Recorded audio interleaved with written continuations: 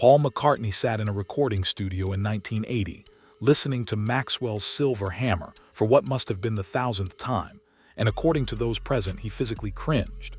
"I hate that song," he reportedly said. But here's the thing, he wrote it. And it's not the only Beatles track that makes him uncomfortable decades later.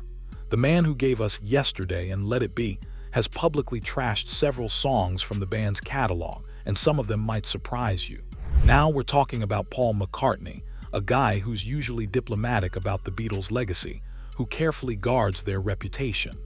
So when he goes on record calling his own work disgusting, or admits he can't stand hearing certain tracks, that's significant. These aren't just throwaway B-sides either. We're talking about songs that made it onto classic albums, songs that fans have loved for over 50 years. What McCartney's revealed in various interviews over the decades gives us a raw, unfiltered look at the creative tensions, the compromises, and the outright regrets that even the world's most successful songwriters carry with them. Let's start with one that might shock Beatles fans who grew up singing along to this cheerful tune. Obladi, Oblada from the White Album, You Know It, that bouncy ska-influenced number about Desmond and Molly Jones. Paul wrote it, pushed hard to get it on the album, and then spent the next several decades basically apologizing for it.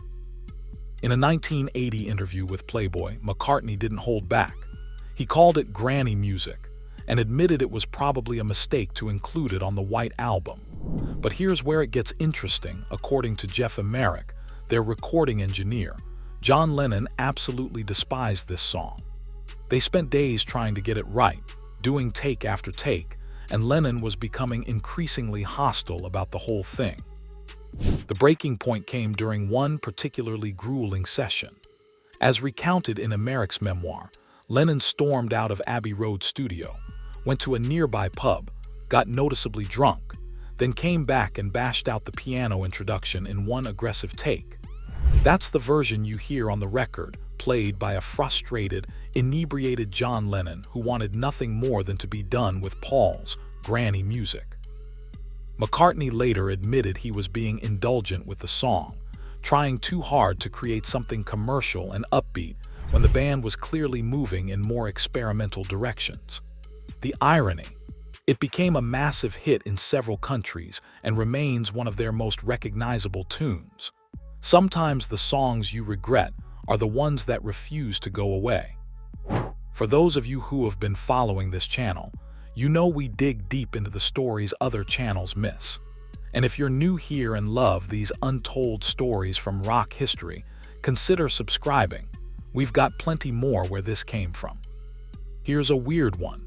Wild Honey Pie, that bizarre, 52-second experimental snippet from the White Album that sounds like Paul recorded it during a fever dream. And actually, that's not far from the truth.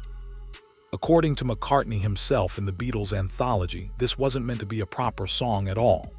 He recorded it in Rishikesh, India, during their 1968 stay with the Maharishi, just messing around on acoustic guitar. It was supposed to be a demo, a sketch, something to potentially develop later. Somehow, it ended up on the White Album, and McCartney has spent years trying to explain why.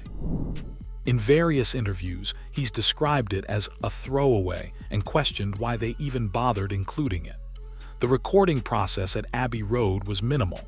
Paul played all the instruments himself in a quick session, and that was that. John, George, and Ringo reportedly weren't even present for the recording. The track has become something of an inside joke among Beatles historians. Pattie Boyd, George Harrison's wife at the time, supposedly loved the Rishikesh demo version, which may explain why it made the final cut. But McCartney himself has characterized it as filler, the kind of experimental indulgence that the White Album allowed for but probably didn't need. What's fascinating is that this represents a moment when the Beatles had so much creative freedom and so little label interference that they could literally put anything on an album. McCartney seems embarrassed by that freedom in hindsight, recognizing that sometimes constraints actually improve the final product. Now we get to the big one, Maxwell's Silver Hammer from Abbey Road. This is the song that, according to multiple sources, nearly broke up the Beatles before Let It Be could finish the job. Paul has been remarkably candid about this track over the years. In a 1971 interview, he admitted it was too cute and that he pushed it too hard on the others. But that's putting it mildly. According to accounts from the Abbey Road sessions in 1969, this song became an obsession for McCartney and a nightmare for everyone else.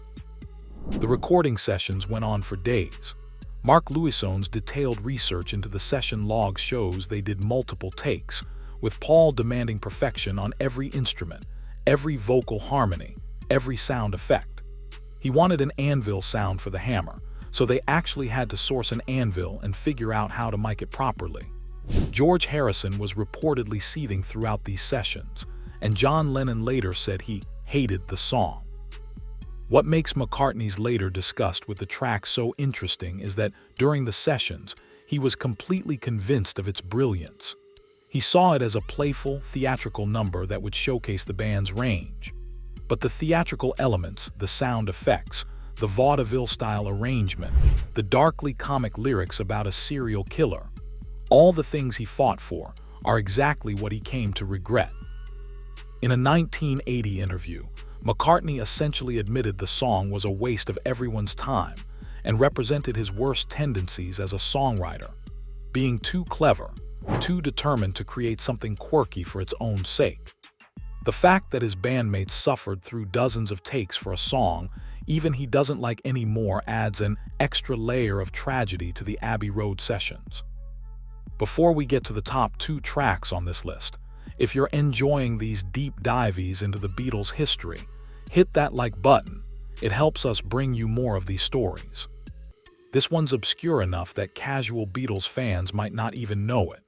You Know My Name, Look Up the Number, was recorded across multiple sessions between 1967 and 1969, and finally released as the B-side to Let It Be in 1970.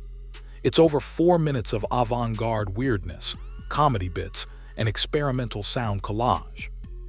McCartney has been particularly harsh about this track in retrospect. In the Beatles anthology documentary, he described it as a bit of a mess and questioned what they were thinking. But here's what makes this track significant. It represents the absolute peak of the Beatles' studio indulgence, when they had unlimited time and resources to chase down every random idea. The recording sessions were sporadic and unfocused. They'd work on it for a few hours, then abandon it for months. Brian Jones from the Rolling Stones reportedly showed up for one session and played saxophone. The final track includes Paul doing ridiculous voices, John joining in on the comedy, and a general atmosphere of people with too much money and too much studio time. What bothers McCartney most, according to interviews from the 1990s, is that this kind of aimless experimentation represented the band's dissolution. They weren't working toward a common vision anymore. They were just entertaining themselves. And while that might be fun in the moment, it resulted in a track that serves no real purpose and doesn't reflect well on their legacy. The fact that this became the B-side to Let It Be, their final single release as a band, has a certain poetic sadness to it. One side has Paul's most earnest, spiritual composition. The other has 4 guys goofing around in a studio, unable to take anything seriously anymore. Here it is, the track that McCartney has come closest to calling disgusting outright. Why Don't We Do It in the Road, from the White Album. 1 minute and 41 seconds of Paul screaming a crude lyric over a basic blues progression, and he hates it. The backstory is crucial here. McCartney wrote this in India after watching 2 monkeys mating. According to his own account, he was struck by the simple, primal nature of animal behavior, no complexity, no overthinking, just natural instinct. He wanted to capture that raw energy in a song. But here's where it gets complicated. Paul recorded this almost entirely alone. He played drums, bass, piano, and vocals himself. He brought in Ringo for additional drums later, but John and George weren't invited to the session. This was during the White Album period when the band was fracturing, and McCartney basically cutting his bandmates out of a Beatles recording was a significant moment. John Lennon never forgave him for it. In multiple interviews after the breakup, Lennon mentioned this song specifically as an example of Paul's controlling nature. He felt it was deliberately recorded without him as a power play, a way for Paul to assert dominance in the studio. McCartney's regret isn't just about the song itself, though he's called it a silly thing and embarrassing in various interviews over the years. It's about what the song represents, the breakdown of collaboration, the selfishness that was creeping into their sessions, and the crude, unfinished nature of something that was rushed onto an album without proper group input. In a 2018 interview, McCartney reflected on the White Album era and specifically mentioned this track as one he'd probably leave off if they were making the album today. The sexual frankness that seemed edgy and liberating in 1968 just sounds crude to him now.